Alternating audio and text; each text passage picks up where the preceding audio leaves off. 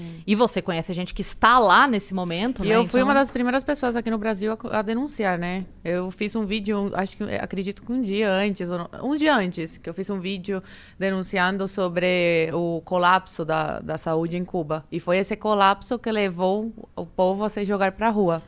eu quero que a gente fale um pouco disso também, porque é um assunto que a galera sempre elogia muito, né? A saúde cubana e tal. Então a gente vai falar disso daqui a pouco. Mas antes da gente chegar nessa parte, eu queria entender direito, até pra galera que tá assistindo a gente agora.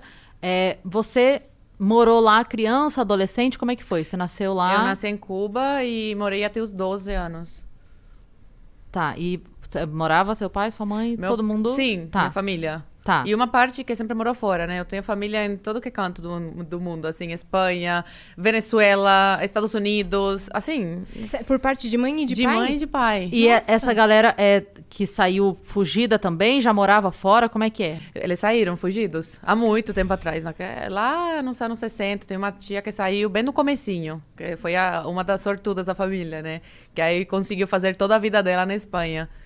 Entendi. Então ela saiu, ela era jovem ainda. Ela isso? era jovem. Que é o seu caso também, né? Você também teve 12 essa. anos. Sim, 12. Eu tive muita sorte, né? Dos meus pais tomarem essa decisão de sair e eu conseguir passar a minha adolescência, né? E juventude num país como o Brasil.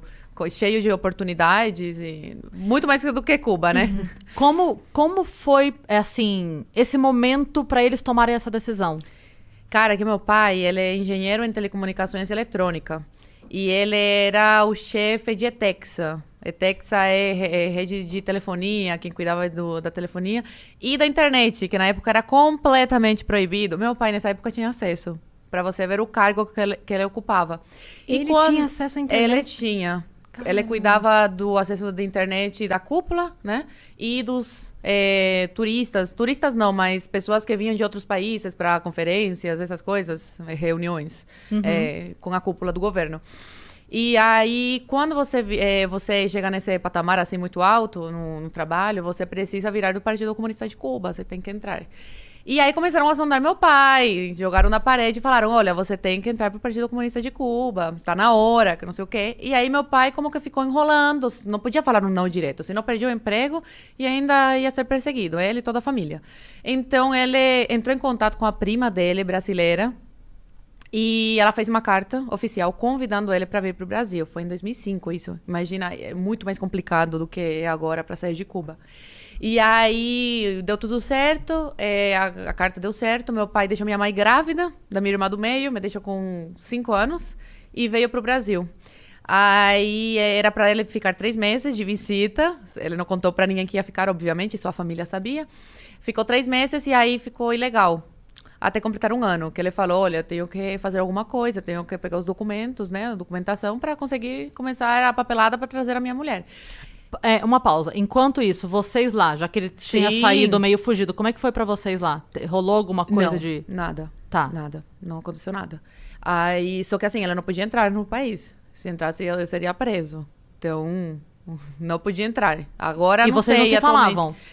Poucas vezes. A gente tinha acesso, minha mãe tinha acesso a e-mail, através de um amigo dele, que trabalhava em ETEXA também, que emprestava o e-mail para minha mãe se comunicar com meu pai, ou com meus primos que trabalhavam num programa parecido com o Mais Médicos, e eles também tinham acesso na época a e-mail. Aí minha mãe pegava o e-mail deles e mandava, Tá. se comunicava com meu pai através disso. E aí meu pai veio pro Brasil, nesse período ele ficou ilegal aqui, até completar 1 ano. Completou 1 ano, foi a Polícia Federal, porque não dava mais para ele ficar assim, sem documentação e tal, e pediu asilo político.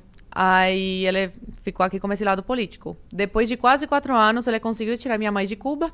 Aí minha mãe veio pro Brasil, deixou eu e minha irmã em Cuba com os nossos avós. Eu tinha 9 anos e minha irmã 3 na época. Nossa.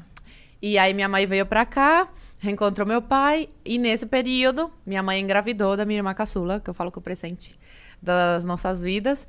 E aí depois de quase 3 anos, conseguiram tirar a gente de Cuba. Meu pai conheceu a minha irmã do meio com 5 anos, voltou a me ver com 12. E a gente conheceu nossa irmã caçula com quase 3 anos. Então, assim, basicamente é essa história. Mas no meio é muita burocracia, muita Foi coisa, 2010? né? 2011. 2011. Ele saiu em 2005. E só conseguiu reunir toda a família em 2011. Meu Deus. Agora, é assim, você contou que seu pai tinha um cargo relativamente importante e aí ele deveria ter um salário melhor do que outras pessoas do país. Então eu quero dizer assim, como Menos era... pior. Menos pior.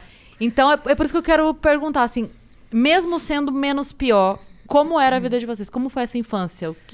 Onde vocês moravam? Como era a casa? O que você lembra? A gente morava na casa da minha bisavó. Tá. Da minha bisavó. Muito antiga, caindo aos pedaços. Tanto que depois, meu Deus, caiu literal aos pedaços. A nossa vida era confortável, se comparado com a vida de um cubano que não tem um cargo tão alto. Mas mesmo assim é de muita pobreza, muita escassez. Então, até hoje eu tenho esse trauma de comida, por exemplo. Que eu vejo comida e eu preciso comer.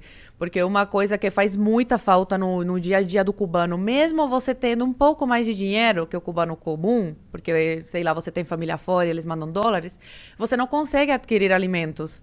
Eu estava falando com minha avó essa semana agora, quando eu consegui me comunicar com ela. Ela tá lá? Sim, eu fiquei mais de 24 horas sem conseguir comunicação com os meus avós que moram lá, porque eles estão cortando a internet. Aí, quando eu consegui, ela falou, a coisa tá muito feia, tanto na rua, né, os manifestantes, como que não tem comida, não tá encontrando comida.